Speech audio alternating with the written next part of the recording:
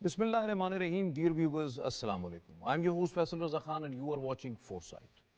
Viewers, it's now the year 2025, but the situation in Middle East remains dire. Just recently published map in some controversial media outlets spark outrage across the world, particularly in the Arab arena. OIC, Organization of Islamic Cooperation, and also the Arab League, they condemned this controversial map, which was straight away issued by some controversial outlet and then published in some Israeli media entities. Israel included whole of the Palestine and Lebanon into this map, and also the parts of Syria and Jordan also. We have already a clarity that different Israeli de facto ministers and all others, they were already claiming time and again that they are pursuing the dream of greater Israel. And it is not only from the Jordan River to Nile, but also to the Euphrates. This whole controversy actually engulfed into the Middle Eastern crisis, which is now multiplied. There are lots of crises actually emerged out of the Israeli invasion of Gaza and the annexation of different areas of West Bank also. But the primary and the main conflict going on is Israel-Palestine conflict. Israeli invasion on Gaza that was started back at least 15 months ago on October 7, 2023 is still on. In fact, it's expanding. It's expanding towards Lebanon, towards Syria, and towards other areas of Middle East. Israeli brutal occupation forces continued their genocidal war crimes, ethnic cleansing, and atrocities across Gaza and even in West Bank also.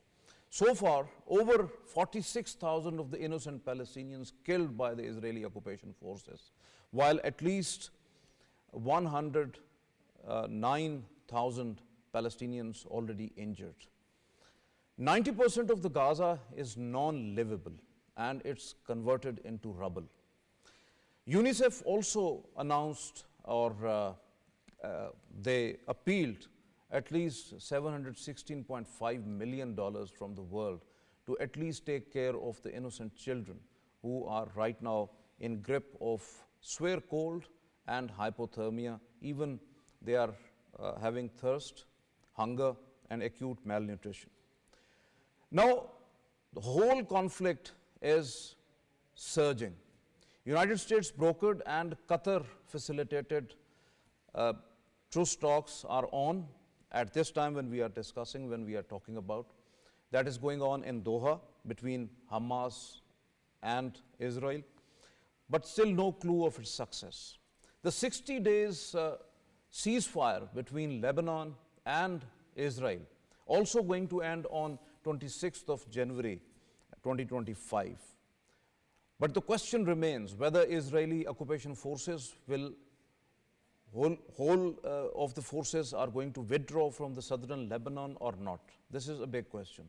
Then the Syrian crisis, because world is demanding an inclusive government in Syria, the human rights and also the stability in Syria. But there are lots of problems in the war-ravaged country. And Iran also called Israel to withdraw its troops from the occupied territories of Syria, which Israel already occupied beside the Golan Heights. Then there is a controversy going on in the Kurdish region of Syria, because Turkey wants to neutralize this region, but United States wants Turkey to halt any sort of action, and because United States is supporting the Kurdish and its Syrian democratic forces. So whole of the world is also looking towards upcoming Trump administration, that how Trump is going to have the policy of Middle East. But still, it's going to be a question. But lots of things are clear because of the Trump's last administration. To discuss all this in detail, we have in our studios RIDA TANVIR. She is expert on Iran and the Mideastern affairs. Most welcome to you, ma'am. Thank you very much for your presence. And Mr. Hamza Ali, he is the Assistant Research Associate at the Islamabad Policy Research Institute, IPRI. Most welcome to you. Thank you very much, Ali. And online joining us, Ms. SAIRA IJAZ. She is an international relation expert. Most welcome to you, SAIRA. Thank you very much for your time online. And my first question to you, RIDA, how do you see the recently issued map of Greater Israel that was in fact published in a controversial Israeli paper, in which Palestine, Lebanon, whole of these territories, and then Syria and Jordan, part of their territories, are actually depicted as the part of Greater Israel. What would be the ultimate implications of such controversies? This is actually quite an interesting situation. The Greater Israel is actually a long-standing controversial issue which has been going on for quite some time. But the recent statement issued by OIC condemning this act of, you can say, disseminating the purported map of Greater Israel, which includes Palestine, Jordan, Syria. This is actually something which is going to have really serious repercussions for Israel. These repercussions would include escalation in the regional tensions. This would result in diplomatic repercussions for Israel. Furthermore, it would undermine the efforts towards resolving the ongoing issue of Israel and Palestine. And if Israel is not going to be addressing this issue soon, it is going to fuel extremism in the region, because the, you can say, the extremist group present in the region would use this as a leverage to, you can say, counter this kind of action coming from Israel.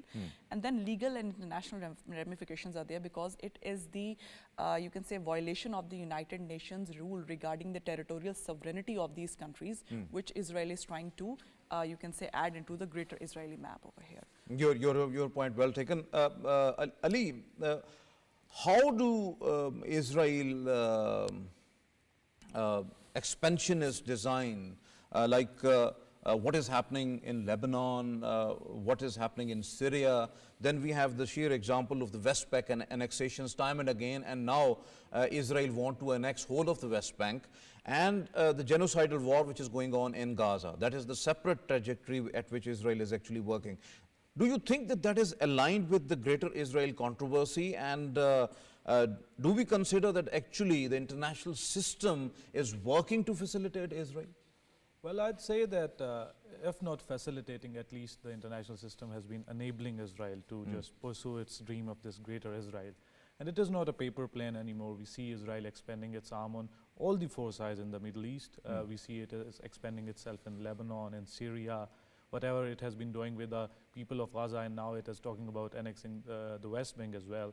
So we see that this looks as a very credible plan, and this plan is then augmented by plans like the General's Plan, which is a clear depiction of how Israel is planning to exterminate the Palestinian before it goes on expanding itself outside of the known territories of Israel. So the international system, it has been quiet at times. Then they have just given lukewarm responses to the Israeli aggression in Gaza. We see that it is a humanitarian catastrophe which has been live streamed. This genocide has been live broadcasted by media, and Israel has been in denial mood. They have not accepted, and then they have given it an academic and intellectual cover as well. I was just reading to a few reports from the American. So Israel, from your words, Israel is actually not accepting any sort of a peace deal, whatever it is, whatever the peace negotiation. Well, the bombing and the peace cannot go on together. So what would be the ultimate future of the innocent Palestinians after the Trump administration would take office? So whether Gaza genocidal war will be stopped or intensified, Israel will continue its hegemonic and the expansionist designs, the Gaza genocide and the West Bank annexations and all that, or the Trump will give some sort of a space to peace, at least to the right of self-determination of the Palestinians and their independent state, as the Trump last tenure actually suggests otherwise. Well, there is a type of peace that the world knows of, and then there is a type of peace that Mr. Trump has been proposing. What he has said is very clear, that all hell will break loose on Hamas and the Palestinians. Definitely, unfortunately. If the people who are under the captives, Israeli captives with Hamas, they are not released. So Mr. Trump is talking about the type of peace where the The people of Gaza, the Palestinians, they are just exterminated. They are nowhere to be seen. They are completely removed from the map. So there is no one to be talking about, no one to be fighting with. So Israel will have no enemies. They will be completely removed from the world. So that type of peace Mr. Trump has been proposing. So on one hand, there might be a few people, there might be analysts who believe that Mr. Trump can chalk out a ceasefire deal and he can be the reason for peace in this region. But we do not see Mr. Trump proposing any workable plan. Just closing your eyes to the problems of Palestinians, their sufferings and their rightful claim of a homeland. If you deny that rightful claim, I do not think that Middle East will ever see peace. And without Hamza, your point well taken. SAIRA, what about the US brokered another round of the truce talks between Hamas and Israel in Doha, Qatar? Hamas shown its readiness to free at least 34 of the captives under the possible ceasefire deal if Israel agreeing to the permanent ceasefire and the withdrawal, complete withdrawal from Gaza. But de facto Israeli Prime Minister Benjamin Netanyahu said no details of the 34 captives shared means the Israel don't want any sort of a peace in Gaza, but it's in denial mode, and outgoing Biden administration wants it before the Trump in White House. Otherwise, fear remained that there would be another triggering cycle of violence, escalation of Israeli invasion in Gaza. Actually, any sort of negotiation is mainly based on intentions, and unfortunately, there is no intention of Mr. Netanyahu to have any kind of peace in Israel, in Palestine. So far we have seen, and it is an understood thing, that ultimate in charge of making decisions is Netanyahu. And it is being very much circulated in media as well that he always, not about this this time in negotiations, but in the prayer cases as well, he used to make changes at last minute. He used to make changes in the conditions, in the demands in the last minute. And again, as you mentioned, that no data and no information has been shared regarding those 34 captives, again showed his intention of not giving any kind of sincere intention of resolving these issues. So I think it's very important to look at it from the perspective of interest-based policies of America as well. And when it comes to the US $8 billion deal, in almost in his last days, is trying to, though it has not been finalized yet, but again, it has the same agenda of supporting and favoring Israel in all possible ways. Your point well taken, SAIRA. Thank you. And Hamza, when Amnesty International and the Human Rights Watch reports endorsed that Israeli actions are actually genocide in Gaza, at the same time, the White House spokesperson John Kirby described the death toll in Gaza as unacceptably high, but said that the Biden administration does not believe Israel is committing any sort of a genocide against the Palestinians. It's a vague thing. While another US $8 billion of weapons also approved for Israel. US President Biden literally actually negating himself on his own views as what he expressed in one of the Texas school shooting incident, and those views were live at the TV. Now, Biden raised lots of questions to himself. Why to kill a child? Why are we willing to live with this carnage? Why do we keep letting this happen? So why double standard for the Palestinian children? Well, the contradiction is striking, I think. The worth life has in Gaza, it is very different from the worth of life in the United States. And we see that elsewhere, the human dignity, the dignity of human life, it has been cared about. But the United States, at the same time, finds it unacceptable. The death toll, it finds it unacceptable, and then facilitates and enables Israel to carry out just genocide of some unacceptable extremity. So the United States has been, it has been just contradicting itself, and its double standards have been very visible since the beginning of this conflict in Gaza. And not only in the United States, all the allied states with the United States, they have been arming Israel. None of the states has cut off its ties to Israel in any way, or none of the states have prevented Israel from committing this genocide, but cutting the arms sales to Israel. So US is essentially the facilitator of this genocide. The US taxpayer money is the reason this genocide is being conducted. And also lots of countries within the European Union as well. And the worth of life, the dignity of life is very different for the American president when this happens in Raza and when this happens elsewhere in the world. So Definitely. it is very, very striking. You're right, you're right. RIDA, according to November 27th, 2024, the Lebanon-Israel ceasefire agreement, Israel has to withdraw all its troops from the southern Lebanon in 60 days, within the 60 days. And Hezbollah has to move its military infrastructure to north of the Litani River, 30 kilometers at least away from the southern blue line, with the United Nations Interim Force in Lebanon and the Lebanese army deployment. Hezbollah has largely adhered the truce. They have, in fact, some of the flares they fired. Otherwise, they have not fired any single rocket from Lebanon. But Israel violated it time and again. They killed people. They have destructed the whole of the infrastructure in southern Lebanon. The US Special Envoy Amos Hochstein is hopeful of the Israeli forces' withdrawal, although he has not given any sort of a timeline or the timetable for that. What's your thoughts on that? I would say that it is actually a significant step to de-escalate the situation over there. However, the historical volatility of this region speaks otherwise. Israel's non-compliance could largely be due to the security concerns over Hezbollah's influence and military capabilities in Lebanon, plus the hawkish domestic security policies of Israel may hinder its adherence to the agreement. However, I would say over here is that the compliant, pragmatic role of Hezbollah is worth appreciating. That they are moving towards the north of Litani River. This will strengthen their position in Lebanon. As far as the role of Amos Hochstein is concerned, it will only be workable if a clear timeline is, you can say, finalized.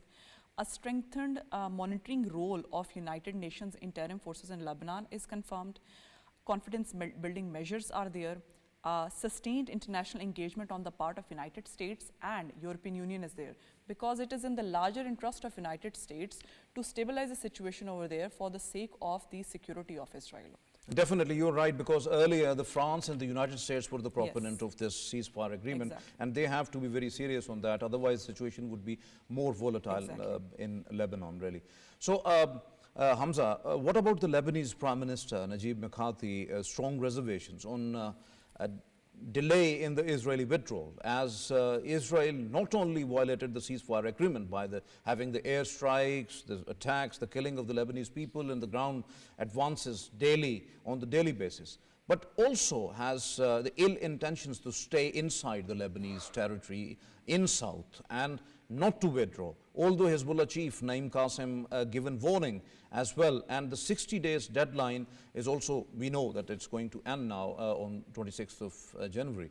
So do you think that what is going to be happen after 60 days? I'll completely agree that the non-compliance of Israel, it is very visible from a historical review. We can see that Israel has not complied to any international compulsions it must have been complying to. There are UN resolutions, there are UNSC resolutions. Israel does not care about them. In fact, the Israeli Knesset just passes resolutions against this resolution. The same is the case for a ceasefire deal in Lebanon. From the very first day, Israel's position, they have been oscillating again on the scale of this ceasefire agreement. And I firmly am convinced that Israel is there to stay in the Middle East, wherever it is, either it is in the buffer zone and on the Golan Heights, or it is on the southern side of the Litani River inside the Lebanese territory. Israel is there to stay. Because obviously this just corroborates with the greater Israel plan, and Israel firmly believes that either it will expand or it will expire, and they are just doing something to manage that. They keep expanding, keep their presence in the geostrategic positions they find important, and just complying with the ceasefire deal, it does not just go in line with the Israeli expansionist aims, and so they'll keep on just violating any terms and conditions which are against their plans of a greater Israel. So they are for staying in the Lebanon, and they'll keep on attacking strategic positions of Hezbollah and even the civilian population in Lebanon, because I think that it serves the Israeli aims of a greater Israel. You are right to lots of extent, because the UN peacekeeping troops have the patrol there in the South Lebanon, but they are actually halting civilians to come back to their homes, and that's why there is a sense that even the UN peacekeepers thinks that there would be a volatile situation coming in coming days. So Rida, how do you see the US efforts to prevent Turkey from escalating an offensive against the Syrian Kurdish region, as Ankara has lots of concerns regarding the Kurdish region or the Syrian Democratic Forces? But reality is that Turkey want to actually eradicate this PKK factor and the Kurdish fighters actually, while the US and France actually wants STF to fight against Daesh. That threat is still existing, and have joint security at the border regions addressing Turkey's concerns. So whether do you think that the Syrian Kurdish region would be out of the center from Damascus control, or they are going to be in that, or although the Kurdish leadership wants to integrate with the whole of the leadership within Syria, they are not talking about any sort of a separate territory? Well, Ankara's action over here are not entirely about PKK or STF, I would say. It basically reflects a broader ambition of Turkey over here regarding influencing Syrian conflict as well as shaping the northern Syrian demographics over here. However, the continued tension between the Kurdish issue is going to have some implications for US-Turkey relation over here as well, because this would complicate NATO's cohesion as well as the Turkey's strategic location in the region in countering Russian influence over here. As far as the autonomy of the Syrian Kurdish region is concerned, or their, you can say, integration with Damascus is concerned, it depends on negotiations involving STF, the Syrian government, as well as the international stakeholders, in order to come up with some sort of, you can say, viable solution for this issue. Otherwise, this issue is going to have some repercussions for United States over here as well. Therefore, it is really important that at the moment, US deals with this issue in a more sensitive manner. Definitely, you're absolutely right, because these are the same sentiments which were actually addressed by the US Secretary of State Antony Blinken as well during his France visit with his counterpart, the French counterpart. So when we are talking about overall scenario, SAIRA, Syrian leadership actually wants lifting of sanctions. European Union, especially Germany and France, wants inclusive government, the political stability, respecting the rights of the minorities, particularly the women, and no Russia or Iran in Syria. Then lifting up sanctions, while EU, US, Turkey and Gulf states have to discharge their responsibilities. This is basically Hayat al-Tahrir al-Sham or its leadership, like Mohammed al-Julani, Ahmad al-Shara. He time and again stressed upon that international community must have to fulfill their responsibility of rebuilding the war-torn country, but it looked like that European Union and particularly the West, the United States, all have the carrot and stick policy towards new Syrian setup, and they actually don't want to remove sanctions, but to testify the new leadership at least. But HTS has the opinion that if the refugees wants to return, or there must have to be a delisting, and also the lift of sanctions is a must for Syria to be at its own footsteps. Actually, the situation in Syria, highlights a very significant geopolitical dilemma, particularly in terms of reconstruction, in political reform, and the lifting of sanctions.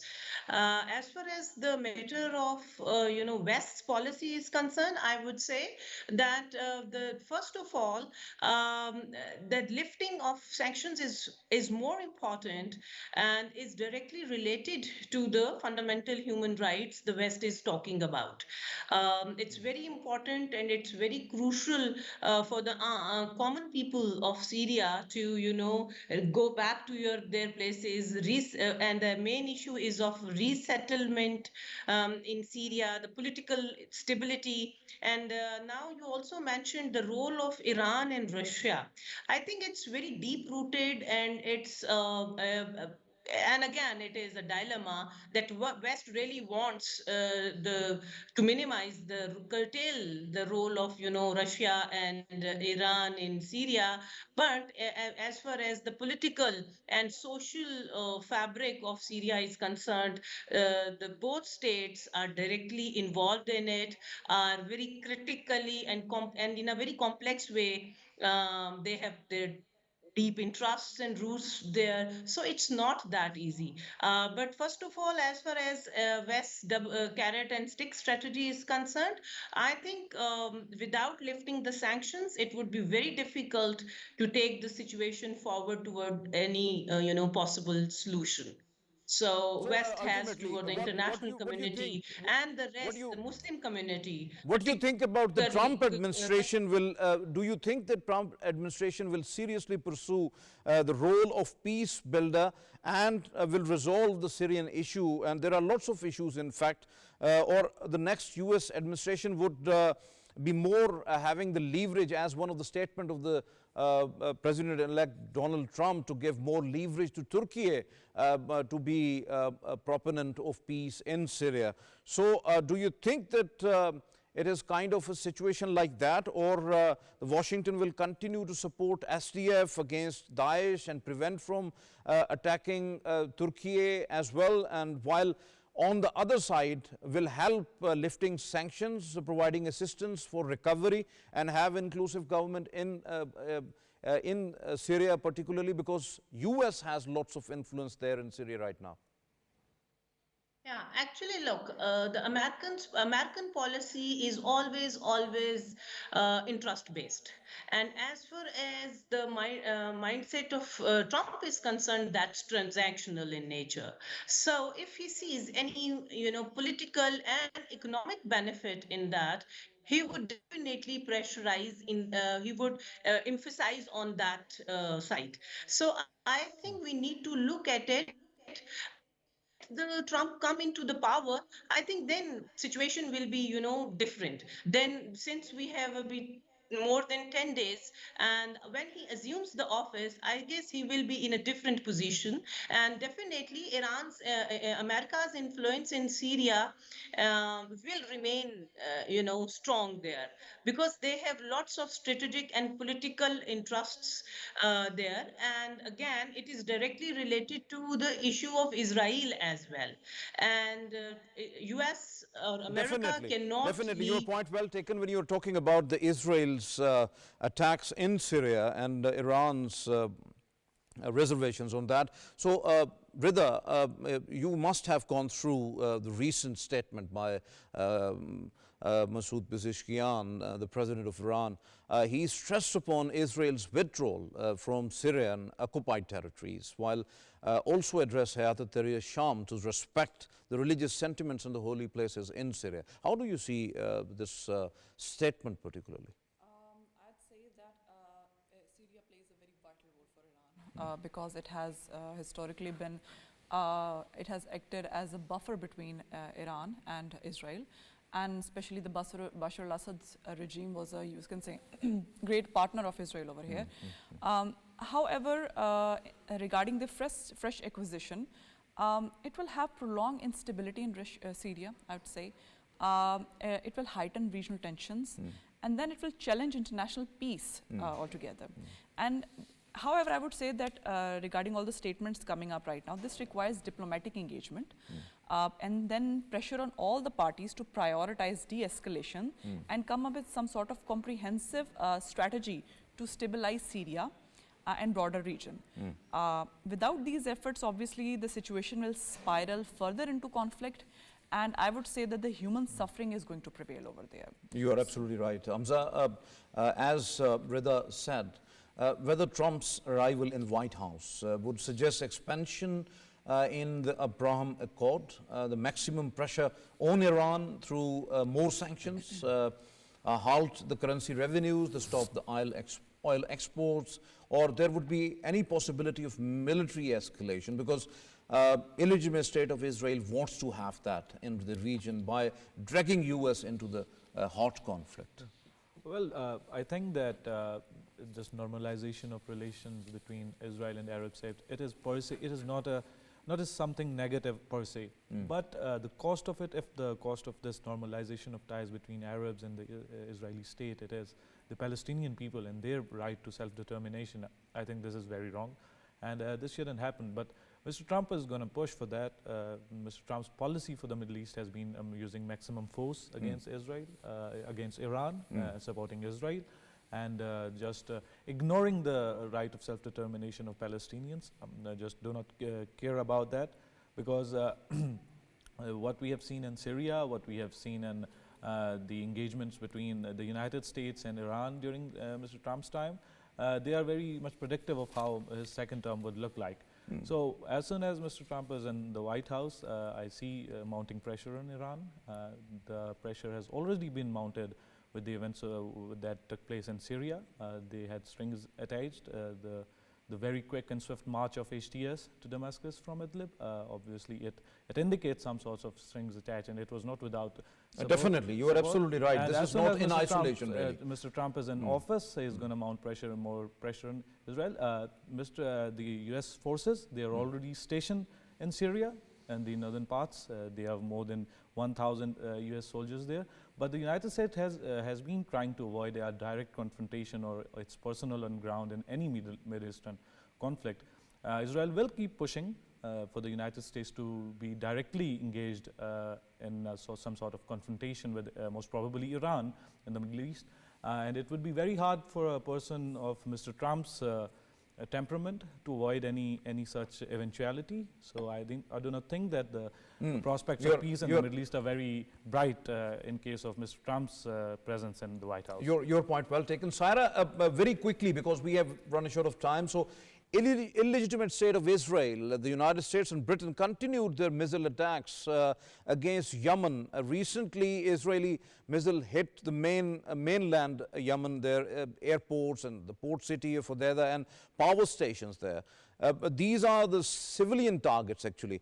So Zionist state de facto Prime Minister Netanyahu made a statement and warned that there would be more to come, while another Houthi missile is fired at Tel Aviv in response. So what's your opinion, whether it's expanding and this escalation to the Yemen frontiers as well? Definitely. It reflects a significant, potential of expansion of conflict in the region. And as you mentioned it quickly, I would highlight 2-3 points that, first of all, this reported escalation has potential of, broader proxy conflicts within the region. Then humanitarian fallout is also directly influenced, is directly attached to it. Then comes, you have the other powers and the other, the involvement of other Arab countries is undeniable. And I guess it has serious repercussions if Israel again attacks Yemen, and Houthis in response to it again attacked it. So it has potential of greater conflict. SAIRA, your point well taken. HAMZA, what about Western practice to deliberately fail the international system, like United Nations, its organs like Security Council and the General Assembly, International Court of Justice, then International Criminal Court, and the fresh example is from the Polish president, Andrzej Duda, urged his government not to arrest Israeli Prime Minister Netanyahu. who is going to attend Auschwitz liberation anniversary event later this month in January.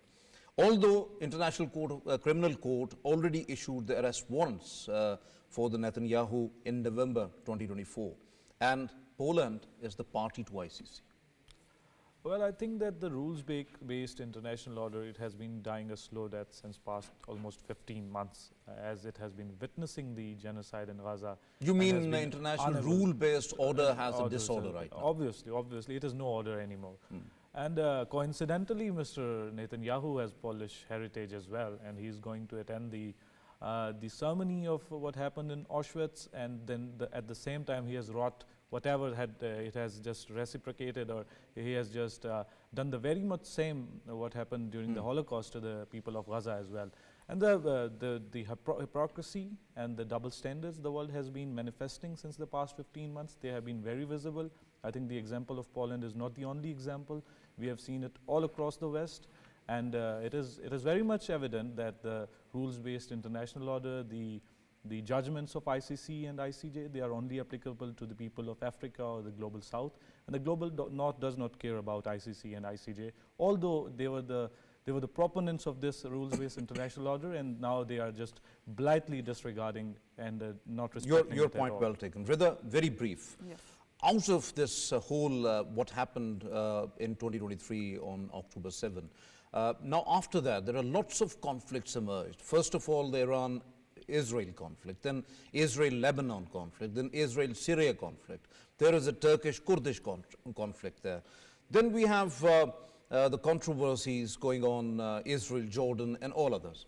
So how do you see that West actually has a whole support for Israel, and they are not looking into the expanding nature of these conflicts? So why is it so, despite of lots of death and destruction, Palestinians got no support, no genuine support from anywhere? So do you think that this expansion is designed, this ethnic cleansing, this genocidal war of Israel is going to be the future of this world? Well, first of all, the events that you have mentioned that have followed the crisis of Palestine and Israel, all of these issues are interlinked and interconnected somehow. Obviously, yes, sir. And as to answer to the question, without any substantial international and regional priorities, Middle East is unlikely to see a resolve, I would say.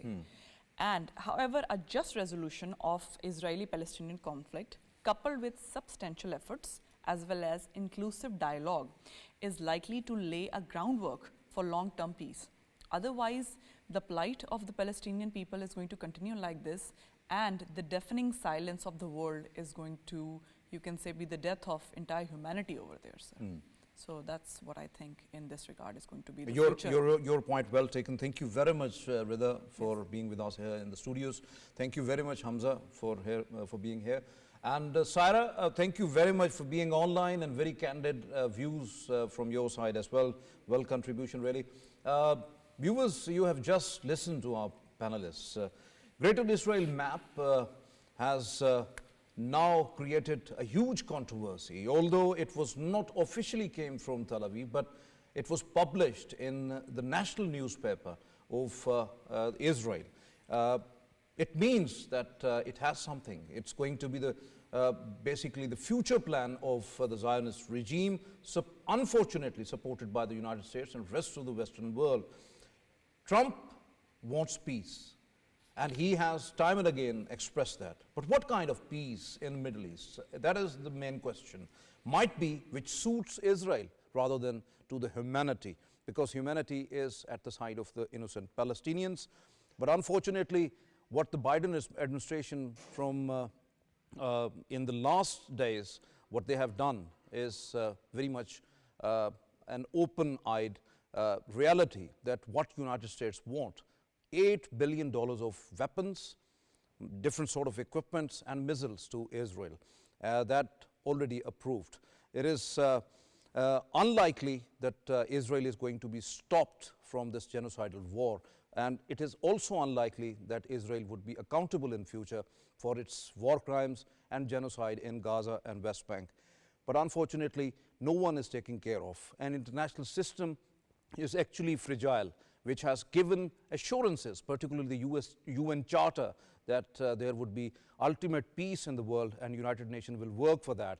But Security Council literally apparently failed to achieve those objectives. And unfortunately, Middle East is looking like that it would be in turmoil in near future unless until there would be real-time, sincere international negotiations for peace and stability, particularly for a Palestinian state, for peace in Middle East, larger peace in Middle East, to have sanctity and respect for the sovereignty of Lebanon, Syria, and all other countries. This is all from today's Foresight. It's time to sign off. Allah Hafiz Nasr.